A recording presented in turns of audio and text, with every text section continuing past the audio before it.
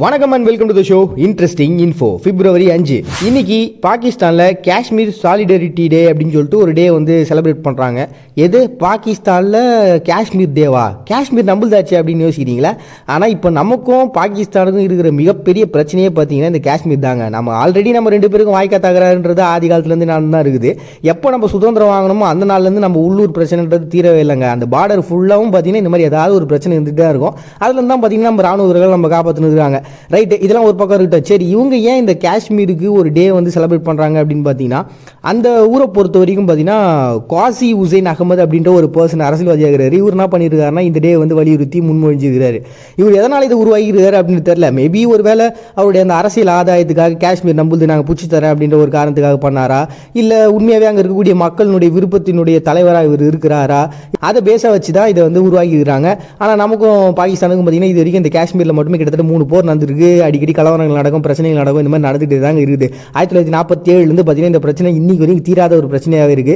என்னைக்கு தீர போகுது அப்படின்னு தாங்க தெரியல. காஷ்மீர் சாலிடரிட்டி டே அப்படின்னு சொல்லிட்டு ஒரு டே வந்து செலிப்ரேட் பண்ணுறாங்க பாகிஸ்தான் பிப்ரவரி 5. புருண்டியில் ஒற்றுமை தினம் சொல்லிட்டு ஒரு டே வந்து செலிப்ரேட் பண்ணுறாங்கப்பா. நான் ஏற்கனவே இந்த ஊரை பற்றி நான் உங்கள்கிட்ட சொல்லியிருப்பேன். இங்கே இருக்கிறது 2 இனக்குழுக்கள் தாங்க. ஒன்று ஹிட்டு, இன்னொன்று துட்சி. இந்த 2 இனக்குழுக்களுக்கும் ஒரு மிகப்பெரிய பிரச்சனைன்றது ஆதி காலத்துலேருந்து நடந்துக்குது அப்படின்னு சொல்லிட்டு நான் ஆல்ரெடி உங்கள்கிட்ட சொல்லியிருப்பேன். அது என்ன பிரச்சனை அப்படிங்கிறது வரையறுக்க முடியாத அளவுக்கு ஒரு பிரச்சனை ஆகுது. இவங்க 2 பேர் பார்த்துட்டாலே சண்டை போட்டுப்பாங்க அப்படின்ற அளவுக்கு நான் உங்கள்கிட்ட சொல்லியிருக்கேன்ல. அந்த அவங்க 2 பேருக்கும் இருக்கக்கூடிய அந்த ஒற்றுமையை காட்டணும் அப்படின்றதுக்காக ஜனாதிபதியாக இருக்கக்கூடிய ஒரு பர்சன் தான் பார்த்தீங்கன்னா பியர் புயோயா அப்படின்ற ஒருத்தர்.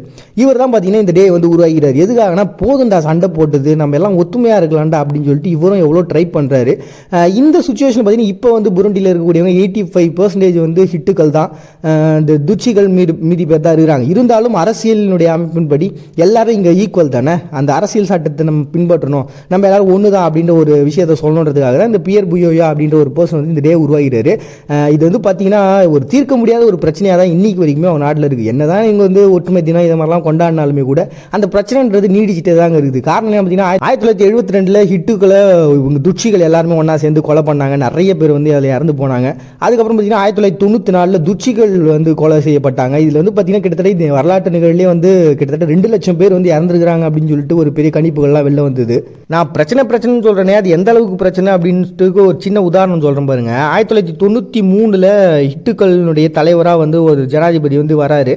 அவரை என்ன பண்ணுறாங்கன்னா இந்த துட்சியை சேர்ந்தவங்க ஜனாதிபதியவே கொலை பண்ணியிருக்கிறாங்கன்னா பார்த்துங்க, அப்போ எவ்வளோ பெரிய பிரச்சனை அவங்களுக்குள்ள நடந்துகிட்டு இருக்கு அப்படின்னு சொல்லிட்டு. ஸோ இன்னைக்கு இந்த டேவை பொறுத்த வரைக்கும் என்னன்னா பியர் புயோயோ அப்படின்ற ஒரு பர்சன் அவர் தான் என்ன பண்ணியிருக்காருன்னா இவங்க எல்லாம் ஒன்றா சேருங்கடா, ஒன்றா இருங்கடா அப்படின்னு சொல்லிட்டு ஒரு ஒற்றுமையை நிலைநாட்டுறதுக்காக உருவாக்கப்பட்டதுன்னா இந்த புருண்டியில் ஒற்றுமை தினம் சொல்லிட்டு செலிப்ரேட் பண்ணுறாங்க பிப்ரவரி 5. நெக்ஸ்ட் சான் மெரினோவில் விடுதலை தினம் அப்படின்னு சொல்லிட்டு ஒரு தினத்தை வந்து செலிப்ரேட் பண்ணுறாங்க. இவங்க நாட்டை பொறுத்த வரைக்கும் பயங்கரமாக அடிமைப்பட்டு ரொம்ப கஷ்டப்பட்டு பல நூற்றாண்டுகளாக வருத்தப்பட்டு வேதனைப்பட்டு அப்படி அந்த விடுதலை கிடைக்கல. உண்மையாக பார்த்தீங்கன்னா இவங்களுக்கு ரொம்ப பெரிய பிரச்சனைகள்லாம் இல்லைங்க. அந்த சமயத்தில் பார்த்தீங்கன்னா ரவண்ணா அப்படின்ற ஒரு பர்சன் தான் பார்த்தீங்கன்னா ராணுவ ஆட்சி மூலமாக இந்த பகுதியை வந்து கண்ட்ரோல் கொண்டு வந்துடலாம் அப்படின்னு பார்த்துருக்காரு. பட் ஆனால் இந்த பகுதியை அவரால் எடுக்கவே முடியல.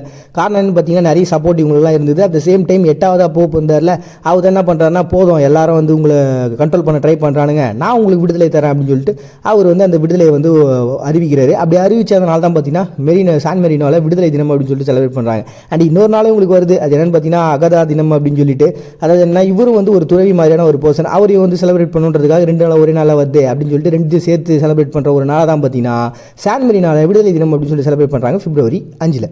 நெக்ஸ்ட் மெக்சிகோவில் கான்ஸ்டிடியூஷன் டே அப்படின்னு சொல்லிட்டு ஒரு டே, அதாங்க அரசியலமைப்பு சட்ட தினம் அப்படின்னு சொல்லிட்டு. இவங்களுக்கு மெக்சிகன் புரட்சிலாம் நடந்ததுக்கு அப்புறம் அவங்க நாட்டை அவங்களே ஆள்றதுக்காக ஒரு சட்டத்திட்டங்கள்லாம் நிறைவேற்றினாங்க. அப்படி நிறைவேற்றினதுக்கு அப்புறம் பார்த்தீங்கன்னா 2005 என்னன்னா அந்த சட்டத்திட்டங்கள்லாம் மாற்றுறாங்க.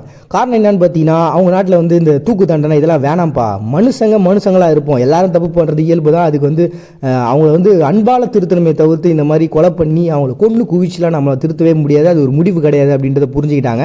அதனால நிறைய திருத்தங்களை அவங்க கொண்டு வராங்க. இப்போதைக்கு பார்த்தீங்கன்னா ஆரம்பத்தில் அவங்க கொண்டு வந்தாங்களே ஒரு அரசியலமைப்பு சட்டம், அது பார்த்தீங்கன்னா இப்போ ஜஸ்ட் புக்கோட அந்த மேல் பகுதி மட்டும் தான் இருக்குது, உள்ளே இருக்க எல்லாத்தையும் மாற்றிட்டாங்க. அதனால இந்த டேட் நமக்கு தேவையாக வேறு டேட் மாற்றலாமான்னு சொல்லிட்டு முன்மொழிஞ்சாங்க. அப்படி இருந்தும் கூட என்ன பண்ணிட்டாங்க, சரி வேண்டாம் நம்ம என்ன பண்ணலாம், ஒரு வழியாக இந்த பிப்ரவரி திங்கட்கிழமை இந்த டே வந்து செலிப்ரேட் பண்ணிடலாமே அப்படின்னு சொல்லிட்டு உருவாக்கப்பட்டதுன்னு தான் பார்த்தீங்கன்னா மெக்சிகோவில் கான்ஸ்டிடியூஷன் டே அப்படின்னு சொல்லிட்டு செலிப்ரேட் பண்ணுறாங்க. ஒவ்வொரு வருஷமும் பிப்ரவரி திங்கட்கிழமை இந்த வருஷம் பிப்ரவரி 5. நெக்ஸ்ட் டே ஒயின் டே அப்படின்னு சொல்லிட்டு நியூஸில் வந்து ஒரு டே வந்து செலிப்ரேட் பண்ணுறாங்க. இந்த வருஷம் ஆரம்பிச்சதுலேருந்து பார்த்தீங்கன்னா கிட்டத்தட்ட ஒரு 6-7 ஒயின் டேவை நான் பார்த்துருப்பேன்.